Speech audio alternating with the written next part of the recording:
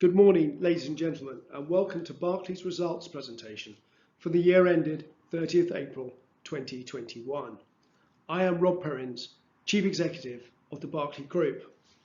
Following my introductory remarks, I will hand over to Richard Stern, our Chief Financial Officer, to run through the financial results. I will then provide an update on Berkeley's unique operating model and how this has led to these great results. We are conscious that we are just 3 days away from the first anniversary of the sudden passing of Berkeley's founder and former chairman, Tony Pidgley. Tony loved these occasions and he's much missed by us all. His values and principles of placemaking remain fundamental to us. In introducing the results, I'd like to highlight the following. Firstly, the pace and agility with which Berkeley adapted to the onset of COVID-19, which enabled us to sustain production throughout, meet our commitments to customers, communities and partners, and to deliver today's results. This is down to our operating model and financial strength, but most of all, our people and supply chain. And I would like to register my admiration and thanks to all of them for their incredible diligence and expertise, which has allowed them to perform despite the challenges they have faced. Secondly, we have launched our Vision 2030, Transforming Tomorrow. This business strategy links our purpose, values, and sustainable business model through 10 strategic priority areas. It includes science-based targets for climate change and reinforces our commitment to net biodiversity gain and our holistic approach to placemaking and creating sustainable communities. Third, we are in great financial shape, as Richard will demonstrate, and we have added nearly 7,000 homes to our unrivaled land holdings, with 7,000 more identified in our near-term pipeline. This is a fantastic platform from which to continue serving the country's most undersupplied housing markets, from our 29 large regeneration sites, which underpin the business plan for the next 10 years. The progress made in the last year and our cash position provides us with the visibility to return the first 230 million of surplus capital to shareholders, with the remaining £225 million retained for allocation to incremental land investment over the next 2 years. We are of course always mindful of the cyclical and regulatory risk of the operating environment, and this will continue to shape our approach to strategy and capital allocation. I will return to each of these points later, but will now hand over to Richard to run through the results. Thank you, Rob, and good morning, everyone. I will take you through the results today, beginning with a summary, then touching on the drivers of revenue and profitability, before looking in more detail at the income statement, cash flow and balance sheet, finishing with the land holdings. So, beginning as always with a summary of performance for the year, we have delivered 518.1 million of pre-tax profit, up 2.9% from 503.7 million last year, in line with the guidance given during the year. Earnings per share is up 4.5% to 339.4 pence. This is slightly higher than the increase in pre-tax profits due to share buybacks in the year.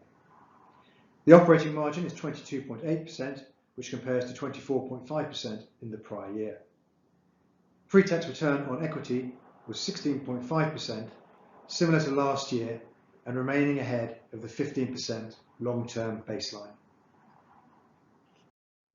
Looking at the financial position of the company, shareholders' funds, or net assets, are now 3.2 billion, with net asset value per share up 5.7% to £26.12, enhanced by the purchase of 4.4 million shares in the year. Shares in issue have reduced from 125.5 million at the start of the year to 121.6 million at the 30th of April 2021.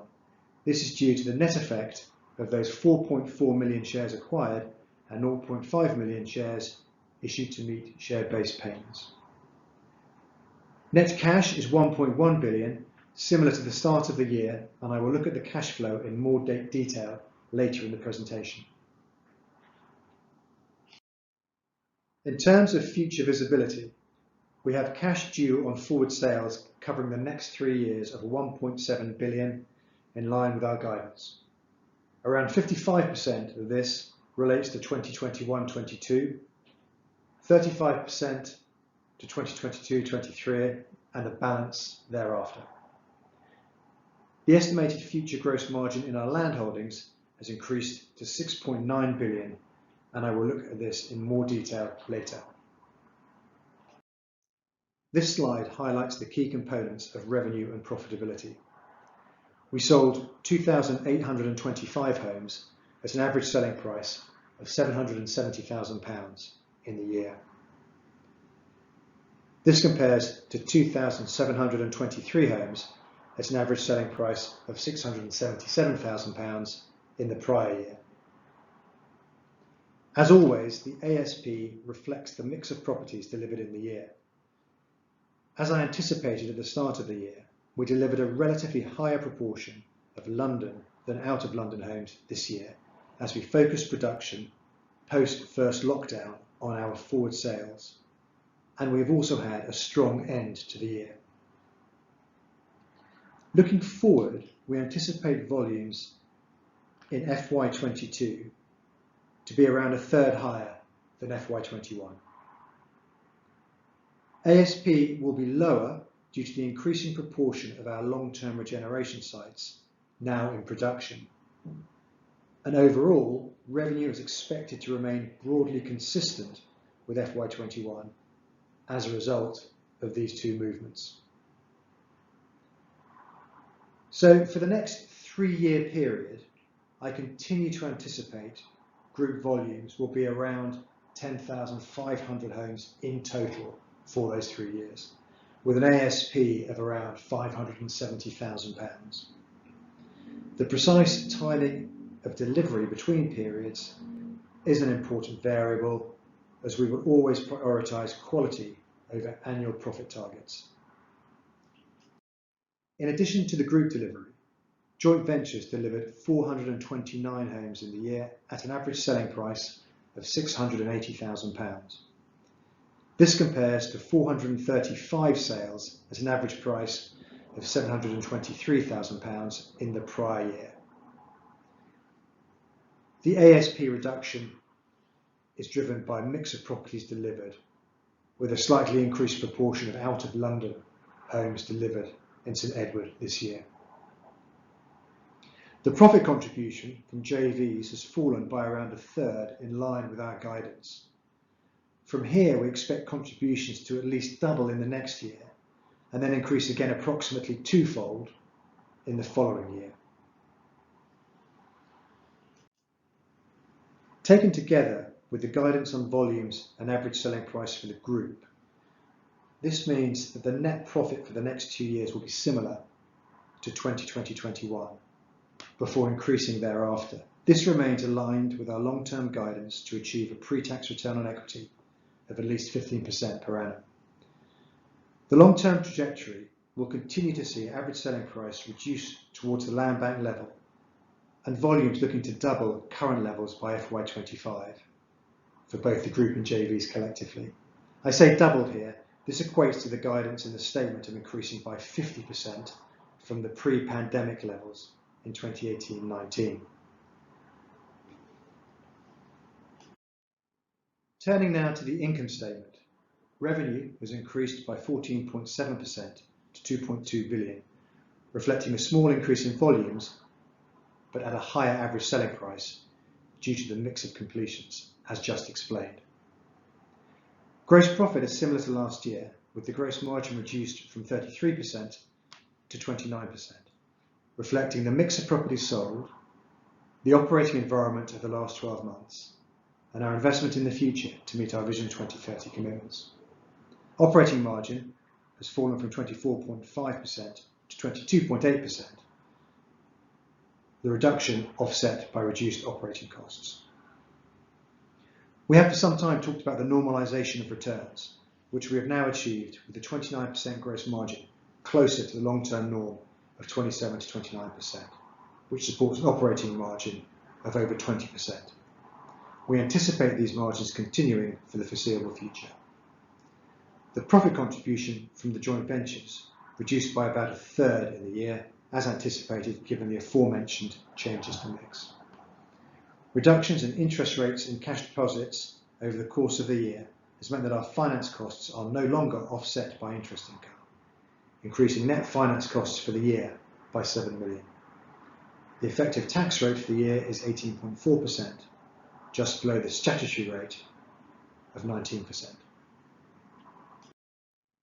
This slide sets out the cash flows for the year, which resulted in a small decrease in net cash of £11 million from 1.14 billion to 1.13 billion. Essentially, we were cash neutral for the year. £518 million was generated from profits, with a net outflow of £77 million from working capital. This is largely accounted for by a £98 million net investment in inventory, which I will run through in more detail shortly, when I will also look at the creditors in more detail. The net investment in joint ventures increased by 19.9 million, primarily due to undistributed JV profits in the year.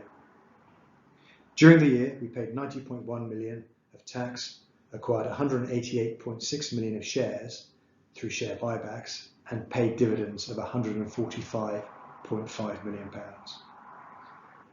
Looking forward, we anticipate investing a net 250 million in the balance sheet over the course of the next 12 months, and as a result, I'm expecting the net cash balance to reduce below 800 million pounds by the end of the current financial year, taking account of the proposed shareholder returns. I will not go through each line on the balance sheet, which shows net assets increasing by 74 million to 3.2 billion, but I will run through the two big numbers, inventories and creditors, in the next two slides. This slide analyses the £98 million increase in inventories in more detail. There are two important movements to look at on this slide. The first is the significant move of land not under development into production, and the second is the £93 million increase in build work in progress. These both reflect the expected progress being made on our new regeneration sites. Creditors have increased by £28 million this year, with all categories largely stable. Land creditors increased by a net 15 million and now stand at £388 million, of which 57 million is due in the next 12 months. Our group banking facilities remain at 750 million, consisting of a drawn £300 million term loan and undrawn £450 million revolving credit facility. Through these facilities, the group has certainty of financing out until November 2023. At the start of the year, £200 million of the RCF was drawn, and this was repaid in September. That repayment shows through on the previous slide. The group has not applied for funding under any of the government COVID-19 loan schemes.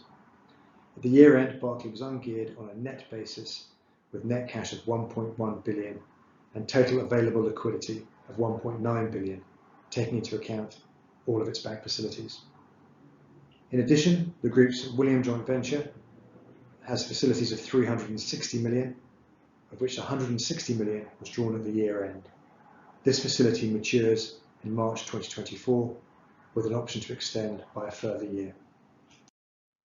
Finally, this slide summarises our land holdings at 30th of April 2021. Estimated future gross margin has increased to 6.9 billion compared to 6.4 billion at the start of the year, with plot numbers increasing to 63,270 from 58,413 during the year.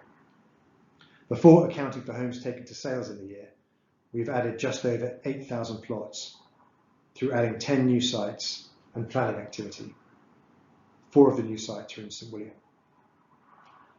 After accounting for the 751 million of gross profit taken to sales, approximately 1.2 billion has been added. Around 2/3 of this relates to the new sites acquired, and the remaining third to optimisation and reappraisals. Thank you very much, and I will now hand back to Rob. Thank you, Richard. I would now like to focus on the following 9 areas set out on the slide to explain Berkeley's performance and strategy in the context of the current operating environment. Firstly, turning to Berkeley's unique model.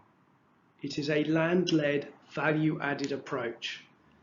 This means we acquire land at the right time in the cycle where we believe we can add value over the long term through our placemaking expertise. We focus on complex, large-scale brownfield projects and take a bespoke approach to each site, focusing on delivering positive outcomes for all stakeholders ahead of annual profits. For our shareholders, we target sustainable risk-adjusted returns. We have the experience, expertise, and financial strength to unlock the value in these sites. And we're the only home builder focused on regeneration of these brownfield sites at scale. A small selection of Berkeley's long-term sites are included on this slide and include former gasworks, industrial estates, warehousing sites, disused military land, and poorly designed post-war housing estates in need of renewal. These sites all exhibit real complexity to unlock their value. They tend to be in built-up areas. They often have multiple land ownerships. They have a mix of sensitive neighbours. They often require extensive demolition and land remediation. They also often require restoration of historic buildings. They all have complex ground conditions. Larger sites need new strategic infrastructure and enabling works. The planning and regulatory process is also far more complex, slow and uncertain for a brownfield site with a greater number of stakeholders and statutory consultees. Therefore, Berkeley can invest up to £200 million in a major brownfield scheme before we deliver the first home. But if you can overcome these challenges, transforming a brownfield site provides benefits on many levels for multiple stakeholders. Reviving a site at scale lifts the local area and delivers a catalyst for a wider positive cycle of renewal, including new community amenities and infrastructure such as schools and parks. Berkeley's brownfield sites tend to be in built-up areas with transport and social infrastructure networks, so they can sustainably support a significant number of additional homes. They add to the wider community's health and well-being instead of straining existing local services. And conversely, if we leave these sites to decay, they can become a real blight on the communities around them, deterring new investment and contributing to an area's decline.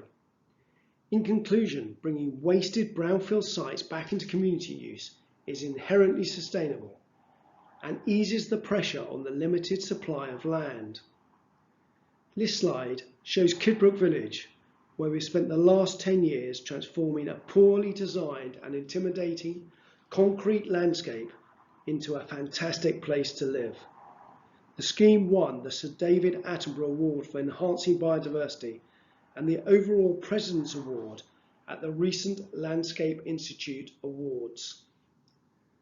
The next few slides demonstrate more examples of what a transformed brownfield site can look like at Berkeley. This is White City Living. We have delivered the first phase this year with another 2,000 homes still to be delivered over the next decade. One of the first Amazon cashless stores has just opened on the development. The scheme will also deliver 430 new trees handpicked by Berkeley several years ago.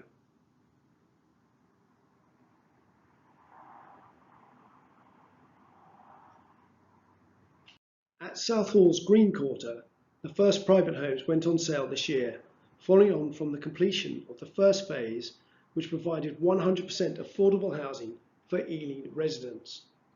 We are creating one of the finest examples of residential-led regeneration that puts biodiversity and nature at the forefront of our plans, including a 13-acre park for the use of our residents and the wider community.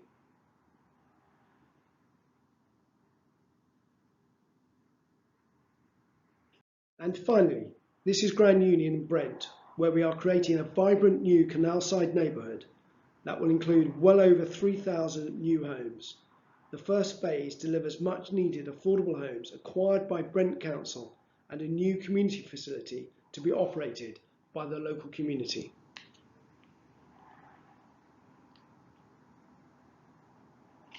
Berkeley is doing this at real scale, having added a site at Plumstead for 1,750 homes in the second half of the year. We now have 29 brownfield regeneration projects. Each will deliver between 1,000 and 6,000 mixed tenure homes alongside new amenities and infrastructure. The majority of these sites are in London. We have made great progress in advancing these sites over the last 5 years and now have 23 of them in production. These sites provide excellent visibility on the business plan for the next 10 years. The results today are strong and are enabled by our unique model, people and culture. First and foremost, we adapted to the challenges of the pandemic and sustained our production throughout. Berkeley prioritised the health, safety and well-being of all its people, its subcontractors and stakeholders. Combined with our financial strength, this meant that Berkeley remained open and continued to trade safely throughout the year, which has resulted in the strong profit performance for this year, the ability to maintain the annual 280 million shareholder return, and the addition of 10 sites to our land holdings. Our financial strength also meant that we could make the right decisions at the start of the pandemic, not furloughing staff or requiring government loans. Underpinning our unique operating model is our long-term business strategy called Our Vision 2030, Transforming Tomorrow. This refreshed strategy builds upon the achievements of the last decade under the original Our Vision, launched in 2010. It sets out 10 strategic priorities. It is both ambitious and comprehensive, which challenges Berkeley and its teams to transform key parts of our business and to get even better in the areas that really matter. The ultimate aim of Our Vision 2030 is to help us meet the key future challenges and opportunities, positioning Berkeley as a world-class business which is trusted to transform the most challenging sites into exceptional places and to maximise our positive impact on society, the economy and the natural world. I am very proud that Berkeley has consistently led sustainability agenda within our industry and continues to take on commitments which are ahead of the legislative requirements. On the following slides, I set out 2 key areas which are fantastic examples of this: climate action and nature recovery. Berkeley was the first home builder to launch a climate change policy back in 2007. We unveiled our first carbon reduction targets in 2010 as part of the original Our Vision strategy.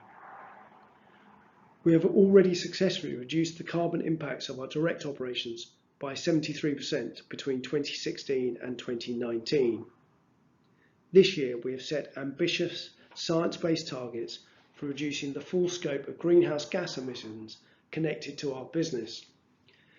This includes reducing our absolute direct emissions by a further 50% from 2019 levels and reducing the emissions intensity of our supply chain and from the use of our homes by 40% over the next decade. This places Berkeley on a course to be net zero carbon business by 2040. This track record and high level of future ambition means that Berkeley is the only home builder on the CDP A list for climate action and transparency. Berkeley has led the industry in reversing biodiversity loss, which is the other significant environmental challenge of our time. In 2016, we became the first UK home builder to commit to measurably increasing biodiversity on every new site we develop. Consequently, we are now weaving more beautiful natural landscapes into our sites, which is giving wildlife the conditions to thrive. One of the fantastic things about embracing this challenge is that local communities love it, and it plays a key role in enhancing people's health and well-being.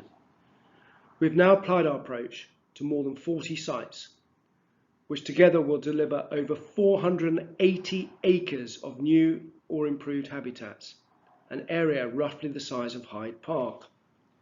Looking to the future, under our Vision 2030, we plan to develop a more challenging approach that will deliver a net environmental gain on every project. This means a measurable improvement in biodiversity, soil quality, water quality, air quality, and flood resilience. I would now like to look at the sales performance and the market. Outside London, Berkeley has experienced good demand, aided by the government support for both the UK economy and the housing market. In London, transaction levels have been impacted by the pandemic. Firstly, Berkeley has been selective in our approach to the market, deferring certain sales launches. We've focused our sales efforts on our already established developments. And secondly, off-plan sales have been impacted by the restrictions on travel. Overall, we are pleased with our resilient sales performance, which has seen the value of our private sales reservations at levels 20% lower than the previous year. Our sales prices remain firm and above our business plan, and with normal cancellation rates. If sales continue this level, then Berkeley will be on target to achieve its business plan over the next 2 years.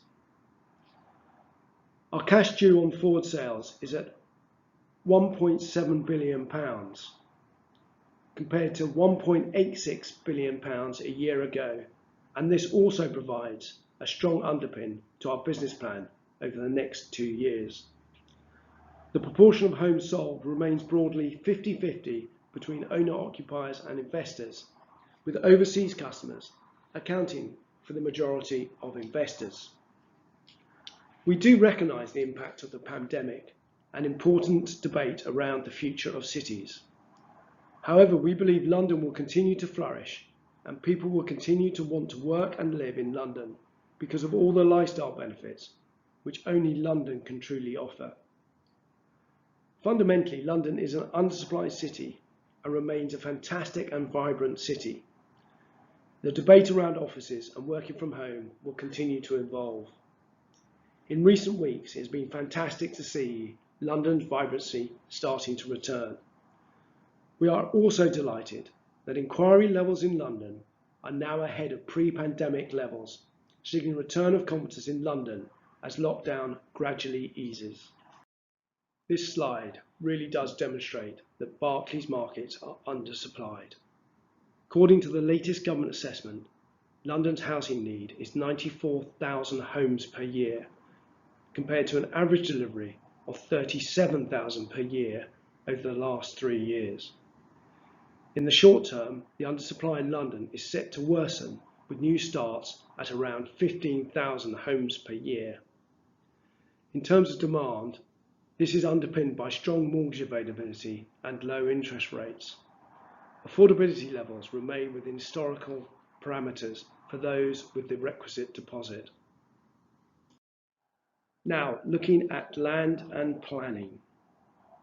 Berkeley continues to see opportunities to acquire new sites, but, as always, has been selective, given the land market has remained reasonably buoyant, especially for oven-ready sites with planning permissions. We have bought 10 new sites into the land holdings in the year, comprising over 6,500 new homes. 4 of these sites were acquired unconditionally and the remaining 6 conditionally, of which 4 of the conditional sites are in our joint venture, St William. Looking forward, Berkeley's focus will be on investing in its joint ventures and its owned land holdings to bring sites forward for delivery, with further new land added selectively. If I now move to planning, we have secured 6 new planning consents in the year, totaling over 6,000 homes, which includes 4 major new consents on long-term regeneration sites. And we have obtained over 40 revisions and amendments on other sites as we look to improve our planning consents. While we have had notable successes in boroughs who want to see new housing, in the main, planning is taking even longer, is expensive and increasingly bureaucratic. During the year, the Planning Reform Bill was presented to Parliament. With any change, however well-intentioned, there is a risk that these changes will lead to delay as local authorities and other stakeholders transition between regimes. In particular, Berkeley has significant concern over the proposals for new consolidated infrastructure levy and the design codes. It is appropriate for smaller sites, but it runs a very real risk of impeding the delivery of large regeneration projects, which have unique challenges that require locally negotiated solutions with empowered local stakeholders and councils at the table.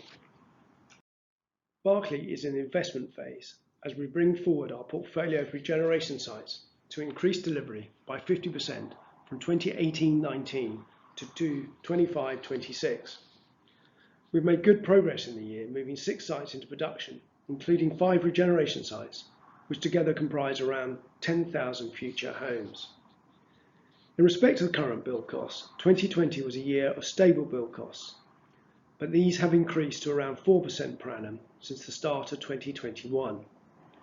Rising construction activity is driving demand at a time when supply chains are adjusting to the combined impact of the UK's exit from the EU and COVID-19. Consequently, the current cost inflation is principally being driven by materials, with labour costs largely unchanged.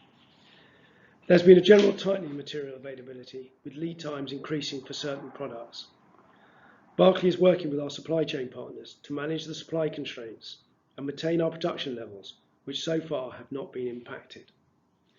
We currently have over 11,000 people working across our sites in production, more than prior to the pandemic. We are very mindful of the immigration changes coming into force and the effect this could have on labour levels moving forward. Turning to our modular factory, we have made good progress in the development of our precision manufacturing facility in Ebbsfleet during the year. We aim to begin production of the first prototype later in the year, and our focus is on achieving a consistent, reliable and cost-effective level of build quality, whilst enhancing environmental performance, safety and productivity. This slide shows the status of our 96 development sites, of which 46 are in London and 50 are in the South East and Birmingham. Of course, on a plot basis, it is evident that 74% of our land holdings are in London. We have completed 12 sites in the year and added 10 new sites. This leads to a reduction in the number of sites from 98 at the start of the financial year to 96. The sites in production have decreased by a net 6 to 64, with 6 started and 12 sites mentioned above completing. Of the 16 owned sites not yet in construction, 10 have at least a resolution to grant planning permission, significantly reducing the balance sheet risk in our land holdings. Of the 16 conditional contracted sites, 7 now have at least a resolution to grant planning. The next 2 slides are the maps setting out the locations of all our sites. I will not dwell on these, save to note the 10 new sites added in the year are marked with an asterisk.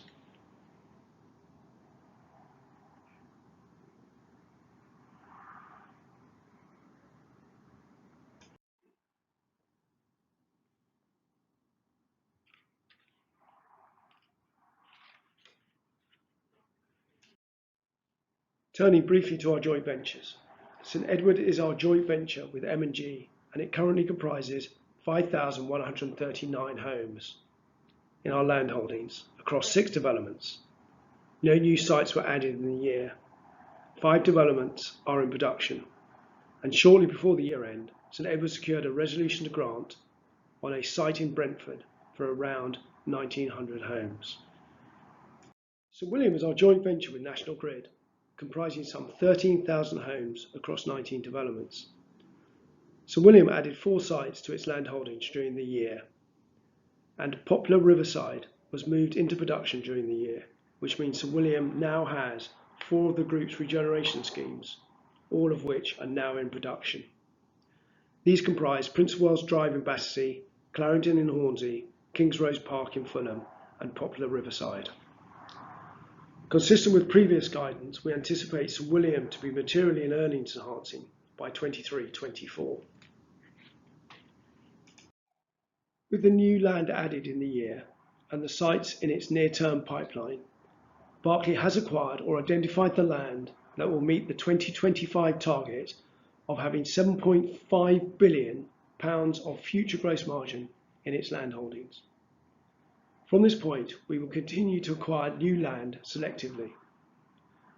Reflecting this, the new land identified and the work in progress required to bring our regeneration sites into full production, we anticipate investing an additional £700 million in the balance sheet over the next 3 years. This, combined with our strong net cash position, provides the visibility to commit to returning the first £230 million of the previously identified £455 million of surplus capital to shareholders. This return is 6 months ahead of schedule. The remaining £225 million of surplus capital is anticipated to be spent on incremental land. We propose to combine the £230 million return with the remaining shareholder return payments for 21-22 to deliver a £450 million payment to shareholders this September. A resolution will be put to shareholders at the September AGM for this to be undertaken as a capital reduction. The next 2 scheduled distributions will therefore be in September 22 and March 23, totaling £281 million, or approximately £2.50 per share after the capital reduction. So lastly, I conclude with a summary of our guidance, which is essentially unchanged. We continue to target a cumulative pre-tax return on equity of 15% for the 6-year period ending 30th April 2025. This broadly equates to £500 million pre-tax profit per annum, a total of £3 billion. For the next 2 financial years, we expect pre-tax profits to be at a similar level to the current year. I always like to remind you that Berkeley will prioritise its financial strength ahead of annual profits where appropriate. Berkeley is in investment phase, both on its owned and St William sites. The next 3 years will see further investment in work in progress as more of our sites approach the point of delivery, coupled with further investment in identified and new land. This underpins our anticipated 50% increase in housing delivery by the end of the business plan period, compared to the levels at the start when we delivered around 4,000 homes, including joint ventures, in 2018-19. As I've just mentioned, we're looking to selectively add to our land holdings and have identified land that grow the estimated future gross profit in land holdings to £7.5 billion ahead of the 2025 target. Thank you very much for the time today, and this concludes the presentation of Berkeley results for the year ended 30th April 2021.